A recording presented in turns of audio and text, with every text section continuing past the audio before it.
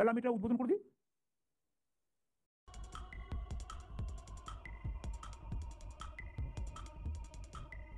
প্রিয় দর্শক বন্ধুরা, দেখতেই পারলেন রাজ্যের মুখ্যমন্ত্রী মমতা বন্দ্যোপাধ্যায় একটু আগেই আবাস যোজনা প্রকল্প তথা বাংলার বাড়ি প্রকল্পের অধীনে প্রথম ধাপের 60,000 টাকা ইতিমধ্যেই রিলিজ করে দিলেন এবং উপভোক্তাদের ব্যাংক অ্যাকাউন্টে টাকা ক্রেডিট হওয়া শুরু হয়ে গেল, যা আজকে এই ভিডিওতেই আপনাদের আপডেট জানাতে চলেছি।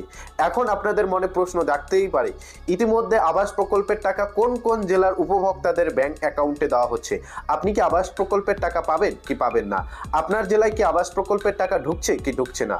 ইতিমধ্যে এই যে প্রশ্নগুলি আপনাদের মনে জেগে উঠেছে, সমস্ত প্রশ্নের উত্তর নিয়ে আজকে এই ভিডিও। কারা কারা এই মুহূর্তে বাংলা আবাস প্রকল্পের টাকা পাচ্ছে, ইতিমধ্যেই মুখ্যমন্ত্রী মমতা বন্দ্যোপাধ্যায় টাকা রিলিজ করে দিলেন, কারা কারা টাকা পাবে কারা কারা টাকা পাবে না, বিস্তারিত জানতে আপনারা ভিডিওটি সম্পূর্ণ দেখুন। চ্যানেলে নতুন হয়ে থাকলে চ্যানেলটিকে সাবস্ক্রাইব করে রাখুন। আজকে থেকেই শুরু হয়ে গেল বাংলার বাড়ি তথা বাংলা আবাস যোজনা প্রকল্পের উপভোক্তাদের ব্যাংক অ্যাকাউন্টে প্রথম ধাপে 60,000 টাকা ঢোকার কাজ। ইতিমধ্যে কোন কোন উপভোক্তাদের ব্যাংক অ্যাকাউন্টে আবাস প্রকল্পের অধীনে প্রথম কিস্তি 60,000 টাকা দেওয়া হচ্ছে, আজকে এই ভিডিওর মাধ্যমে আপনারা জানতে পারবেন। লেখা রয়েছে, উল্লেখ্য উঠে আসা খবর মোতাবেক আবাস প্রকল্পের অধীনে রাজ্যের নিজস্ব অর্থপুঞ্জি থেকে বাংলার 12 লক্ষ গরিব মানুষের মাথার উপর পাকা ছাদ করে দেওয়ার জন্য রাজ্যের সরকার আজকে থেকে টাকা রিলিজ করে দিলেন। প্রায় 6,563 কোটি টাকা 17 ডিসেম্বর মঙ্গলবার বেলা 4:45 ঘটিকায় আনুষ্ঠানিকভাবে আবাস প্রকল্পের 6,563 কোটি 39,40,000 টাকার ট্রেজারি থেকে উপভোক্তাদের ব্যাংক অ্যাকাউন্টে পাঠানোর শুভ সূচনা করলেন মাননীয় মুখ্যমন্ত্রী মমতা বন্দ্যোপাধ্যায়। ইতিমধ্যেই টাকা কিন্তু রিলিজ করে দেওয়া হয়েছে এবং উপভোক্তাদের ব্যাংক অ্যাকাউন্টে টাকা ঢোকার কাজও কিন্তু শুরু হয়ে গিয়েছে। বাংলা আবাস যোজনা প্রকল্পের অধীনে যাদের যোগ্য অনুমোদন লিস্টে নাম ছিল, তাদেরই ইতিমধ্যেই আবাস প্রকল্পের অধীনে প্রথম ধাপের 60,000 টাকা ব্যাংক অ্যাকাউন্টে ক্রেডিট হওয়া শুরু হয়ে গেল।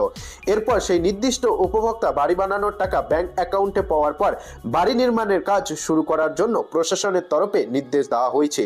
সূত্র মারফত খবর, আবাস প্রকল্পের টাকা ট্রেজারি থেকে রিলিজ করে দেওয়া হয়েছে। কোনো জেলাভিত্তিক টাকা দেওয়া হচ্ছে না, ধাপে ধাপে এই টাকা দেওয়া হবে।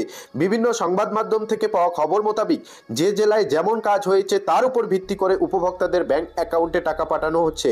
অর্থাৎ কোনো কোনো জেলায় এখনো পর্যন্ত আবাস প্রকল্পের কাজ বাকি রয়েছে, সেই সমস্ত জায়গায় উপভোক্তাদের ব্যাংক অ্যাকাউন্টে টাকা আসতে একটু সময় লাগতে পারে। তবে 30শে ডিসেম্বরের মধ্যে রাজ্যের 12 লক্ষ উপভোক্তার ব্যাংক অ্যাকাউন্টে আবাস প্রকল্পের অধীনে প্রথম ধাপে 60,000 টাকা ক্রেডিট হওয়া সম্পূর্ণরূপে শুরু হয়ে যাবে বলে খবর।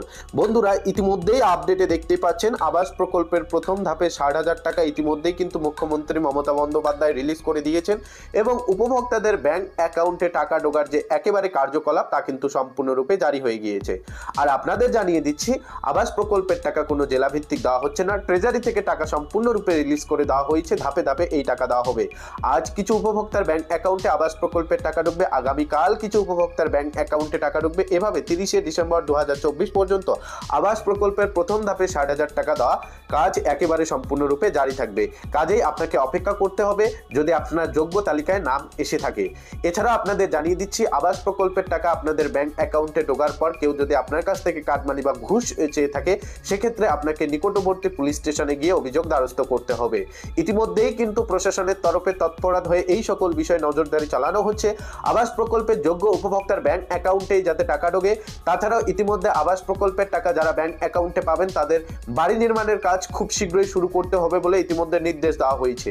কাজ শুরু করার পর অর্ধেক কাজ হওয়ার পর দ্বিতীয় কিস্তির টাকা কিন্তু বরাদ্দ করা হবে।